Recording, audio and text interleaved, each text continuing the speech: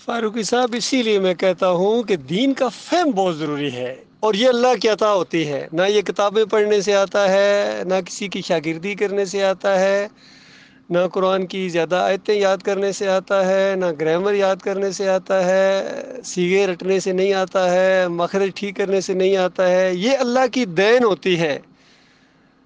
تو یہ آپ بات کبھی بھی نہ کرتے اگر آپ کے اندر وہ والا یعنی فہم ہوتا جو قرآن و حدیث کا فہم ہے۔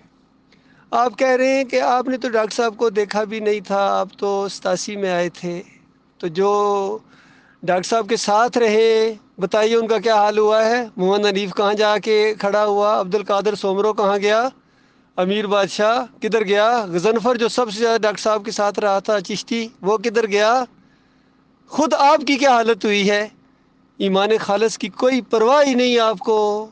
ڈاکٹر صاحب کو دیکھا تھا، اور بھی ہیں کتنے کہتے ہیں ہم تو ڈاکٹر صاحب کے ہاتھوں کے کھیلے ہوئے ہیں، کوئی کہتے ہیں ہم ان کی گود میں بیٹھے تھے، اور گود میں بیٹھنے سے کچھ نہیں ہوتا ہے۔ وہ دعوت اٹھاؤ جو ڈاکٹر عثمانی رحمۃ اللہ علیہ نے اٹھائی تھی، پھر پتہ چلے گا دین کیا ہوتا ہے، فہم کیا ہوتا ہے، ایمان کیا ہوتا ہے، ہجرت کیا ہوتی ہے، قتال کیا ہوتا ہے، دین غلبہ کس طرح پکڑے گا، پھر پتہ چلے گا ایمان کیا ہے، کون اس کے اوپر قائم رہتا ہے، کون پیچھے ہٹ جاتا ہے، کون دنیا کی طرف جھک جاتا ہے۔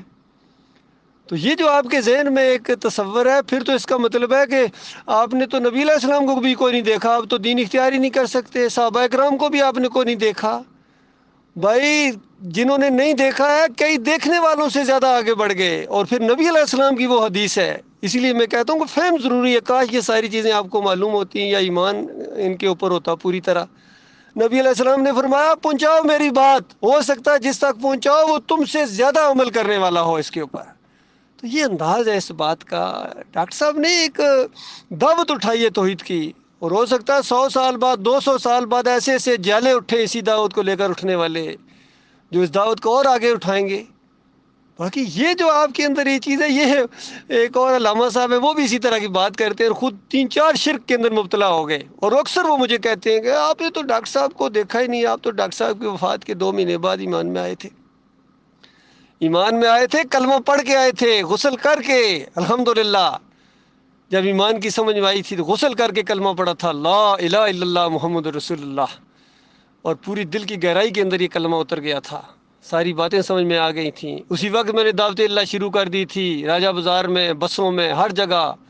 اس وقت مجھے نہیں پتا تھا کفایت اللہ فاروقی کون ہے، اور ڈاکٹر عمر خطاب کون ہے، اور محمدی گل کون ہے، اور محمد حنیف کون ہے، اعظم صاحب کون ہے، مجھے نہیں پتا تھا۔ میں نے دعوت اللہ شروع کر دی تھی ہر جگہ، الحمدللہ اللہ کی مہربانی سے۔ اس وقت عہد کر لیا تھا کہ یا میری جان جائے گی یا یہ دعوت غلبہ پکڑے گی، اسی کو معیار بنایا جائے گا، چاہے افسر ہے، چاہے جوان ہے، چاہے فوجی ہے، چاہے غیر فوجی ہے، چاہے راولپنڈی کا رہنے والا ہے، چاہے کراچی کا رہنے والا ہے۔